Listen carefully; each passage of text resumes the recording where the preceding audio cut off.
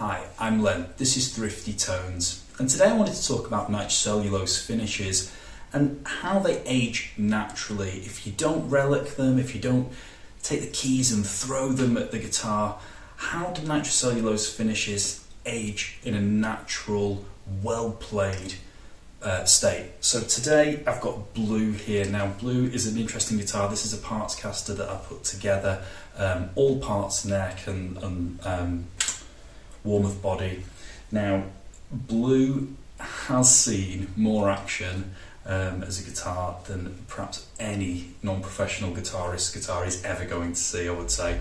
This guitar, I built it about 5 years ago, and in that time it's been gigged most weekends. Some weekends twice a weekend actually. It's seen so much. I can't imagine a guitar being played as much as this. The frets are already wearing down after 5 years, and it is an absolute workhorse of a guitar. It doesn't look too bad on this from this camera angle now. It doesn't look particularly aged. It almost looks like a new guitar, doesn't it? It's still got its shine to it. And one of the things about old guitars, if you see old sort of 60s and 50s guitars, one of the things that perhaps the relic jobs that the Fender Custom Shop do that are different to the real guitars is that, you know, old guitars are still, they keep that shine for years and years and years and can be polished up as well. Now Blue, like I say, has seen a lot of action. There are a lot of dings on this guitar, but not perhaps the way that you would think they are, based on sort of relic jobs that you see done by the custom shop. At the front of the instrument, it actually doesn't look too bad at the front. There's a little bit of finish dinging here, and there's a few sort of finish scratches on the surface that you can see just above the pick guard from strumming the guitar. Lots of nitrocellulose natural finish checking going on with it all over the place. That's on the back, it's on the front, it's wherever the sort of the neck is. There's some real tension there, and you can see the finish starting to sort of check at that point. But you know, the front doesn't look too bad, considering, you know, how this guitar's been played outside at festivals. It's done outdoor gigs. There's been nighttime gigs where I've come off stage and it's been wet from like the evening dew just on the guitar.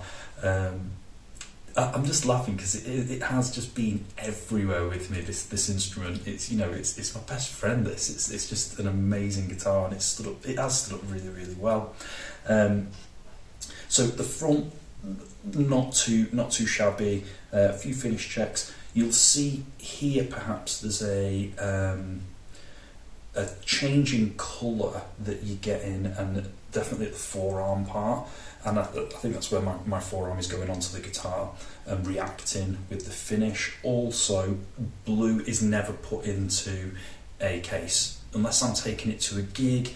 It's never left in a case. It's always out on a rack. It's always, you know, picking up UV rays. It's always out in, you know, in the sunshine. So get lots of finish cracking down there. The top of it doesn't look too bad. We've got a few dings around this side, and then if you look to the bottom part of the guitar, that's where it's taken the most kind of dings, and the most sort of finish checking is going on there. There's some really big you know, knocks that have taken place. I don't know why that is. Is it when I'm putting it in a case perhaps and closing it? I'm not sure why that's actually happening, but anyway, that's where most of the cracks are. But you can't see them, you know, they're sort of hidden. Now, you wouldn't, when you see relic jobs, see most of the finish issues down at the bottom of the guitar, would you? Normally, when they do the relic jobs, they'll sort of take out big chunks of finish here, like the John Frusciante 60s Stratocaster, you know, from strumming patterns, but at the bottom, that's where the guitar will take the brunt of its sort of knocks. Moving on to the back of the instrument, there is belt buckle rash. Now this is really cool, I think. I mean, I always wear a belt when I play, so it's obvious where that's coming from. but that's getting, 3 months ago it didn't look like this, and I've not gigged loads over the last 3 months, but still fairly regularly, and you can see already that's wearing away, and every gig that gets more noticeable. We're actually getting through to the bare wood, through the primer, through the finish. Really, really cool.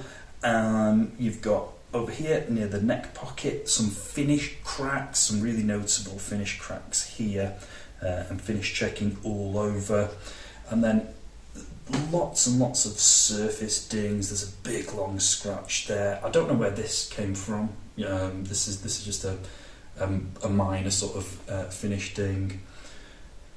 I think has that come off the rack perhaps where the guitar's been, and it's just worn down the finish. I'm not sure. The neck, the Fender Custom Shop, and Mick from the Pedal Show moans about this. I can see why. They relic necks in quite an unusual way, in that they will sand pretty much from here to here. You can sort of see, if I move the guitar, that the neck is nitrocellulose finish, and that's got a really lovely shine to it still. I've not worn through the finish there, and again, lots and lots of playtime on this guitar. The headstock has got a few sort of nicks around the edge of it, and some finish dimples where it's gone into the grain. The finish has sunk into the grain a little bit, but overall, for a guitar that's seen absolutely loads of action, it's in really, really cool shape. Nitrocellulose is a brilliant way to finish your guitars.